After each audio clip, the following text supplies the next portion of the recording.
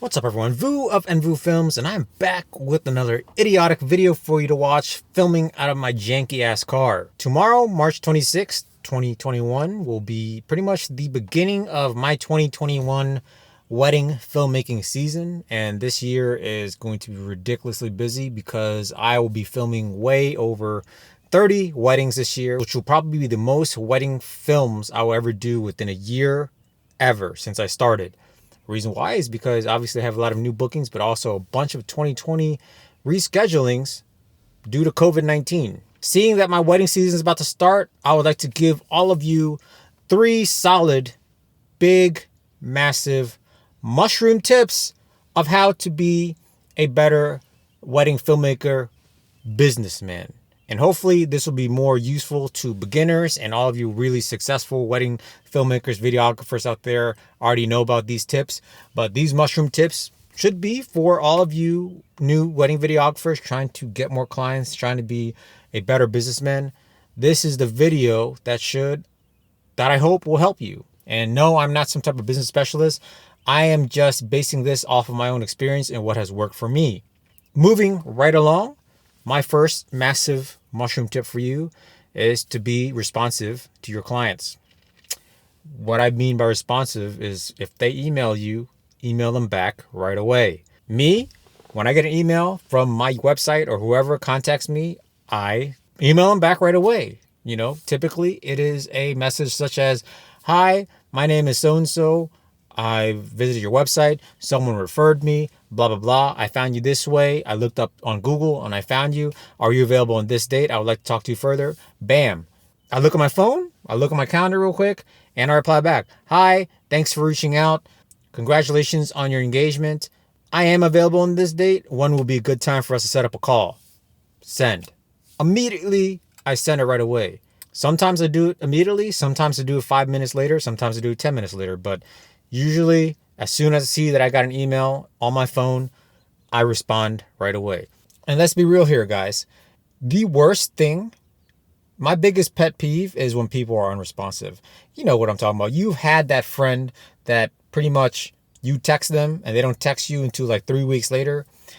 That is my biggest pet peeve. When people text me, I text back right away. And there's not some high school game where you don't want to be embarrassed because it seems like you're desperate because you're texting back right away. I'm just trying to be responsive. It's not a big deal. It takes like 2 seconds to respond back to somebody on your phone. And don't kid yourself when you make the excuse that, "Oh, hey, I'm very busy. When I'm editing video, I like to turn my phone off and put it aside." Give me a break. You know damn well when you put that thing on warp stabilizer and you're sitting there waiting for that to be done, you're picking up your phone, watching Peter McKinnon YouTube videos talking about how the Canon EOS-R5 is the best camera in the world, except for the fact that it overheats like your ass after eating Indian food. That's a fact. So don't kid yourself saying that, "Oh, I don't have time to look at your phone." You always look at your phone. And when you see that a client emailed you, email them back. When you see a client texting you, text them back right away. Be responsive. It goes a long way.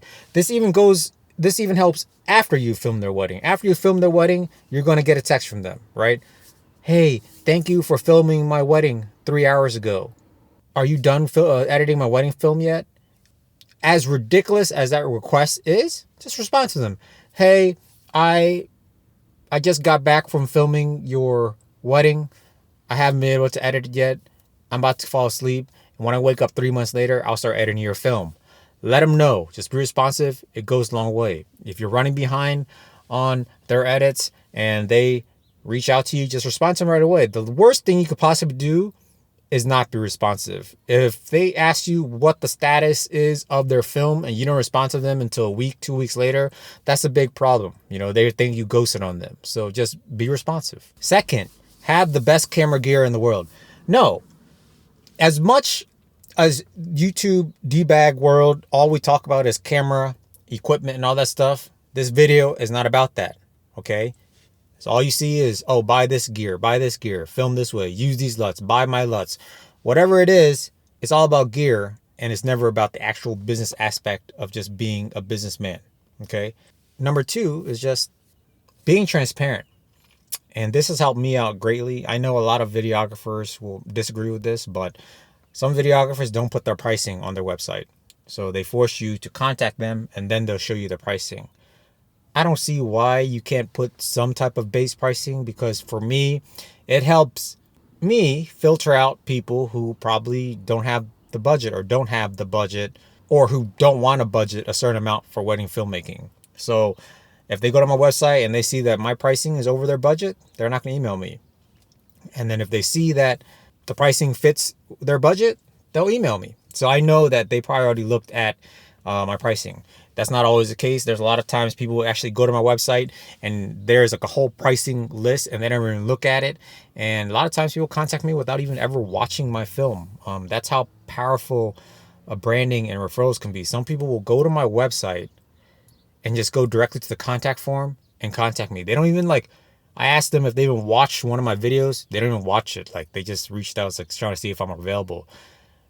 It is what it is. Do I prefer them to like look through my website thoroughly before contacting me? Sure, because I want them to first like my work, appreciate it, and seeing that I'm a good fit for them.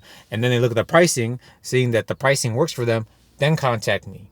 But they don't. Sometimes they don't. So it is what it is. But to me, I just feel like being transparent helps you as the businessman to not have to spend a bunch of time setting out pricing sheets and stuff like that. And two, it's just easier for the client. Everything is self-explanatory. You could read through, you can see all the add-ons, you can see the pricing, you can see all these things.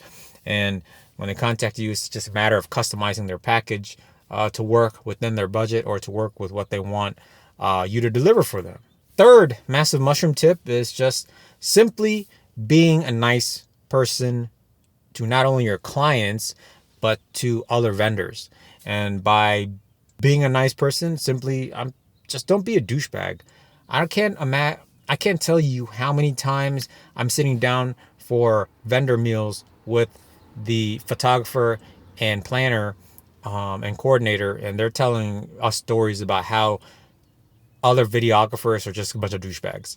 Like for some reason, and they appreciate how nice I am and how cool I am and how easy I am to work with, and they're complaining about how other videographers they've worked with are just complete assholes. And unfortunately, a lot of videographers, we do have this reputation for just being like the douchebag vendor. Unfortunately, we are sometimes, on the back end of wedding videography budgets. So people, budget for their venue, their flowers, their food, their photographer. And like videography is like either a very small budget or just a luxury budget if, we have the money. And it just seems like we just have like a douchebaggy reputation. And to be honest, when you show up to film a wedding, just be a good person, all right? We're not competing against photographers, even though a lot of times the photographers do try to compete with us in terms of like who gives the bride and groom better content. Come on now, let's be real. Video is a lot more impactful, in my opinion. Photos is definitely a necessity, but I think at the end of the day, the video is so impactful, especially if done right compared to photo. But that's neither here nor there. What I'm trying to tell you is you just gotta be nice to your photographer.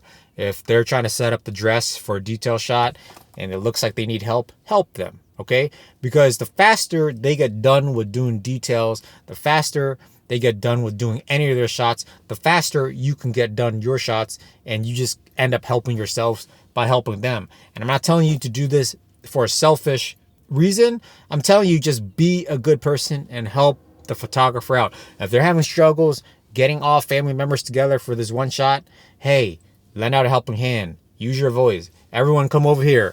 You need to take a shot for the photographer. Anything you can do to be helpful for the photographer, to be helpful to the planner and the coordinator, and just being a good person to work with will help you in the long run as a businessman doing videography.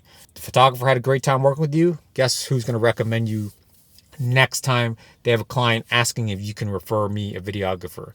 If the planner and the coordinator likes you, guess who's going to refer you to their next wedding client? They're going to refer you, and then you're going to just have constant bookings. I'm not trying to sit here and tell you that I'm perfect at this job. I would like to say that I am very nice to work with all of my vendors. The photographers tell me that.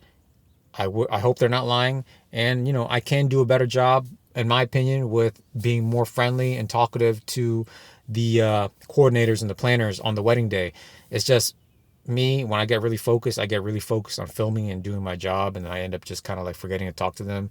And talking to the photographer is kind of a natural thing because you always have to work together. But the planners, I wish I had a better rapport with them. And that's something I'm working on. I'm not perfect. No one is perfect. We all have things we have to work on.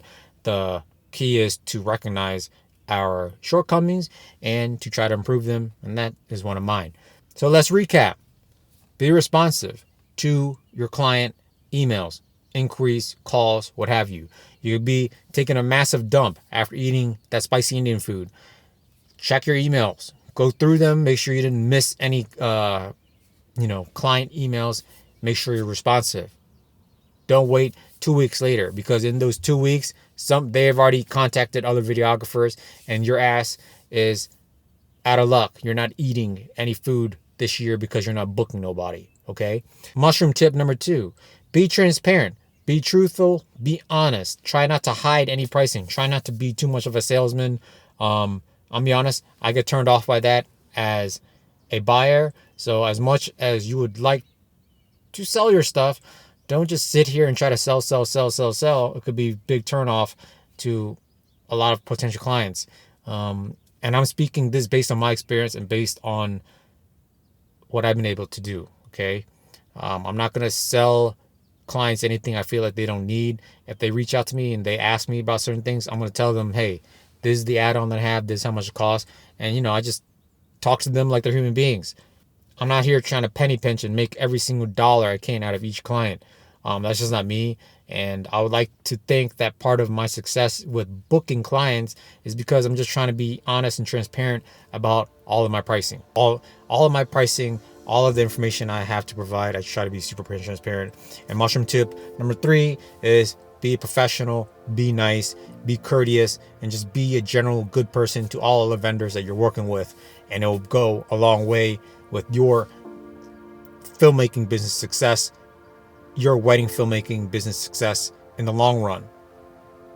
With that being said, those are the 3 mushroom tips. I hope this helped out somebody, one of you douchebags out there trying to build your wedding filmmaking business, trying to lock in more clients, trying to have better success with client inquiries. I hope this helps you. With that being said, guys, if you like content like this, please give this video a like. It helps a lot. If you have someone that you know that might need information like this, please share it with them. And of course, as always, hit that subscribe button. It is greatly appreciated. And until next time, lighten up.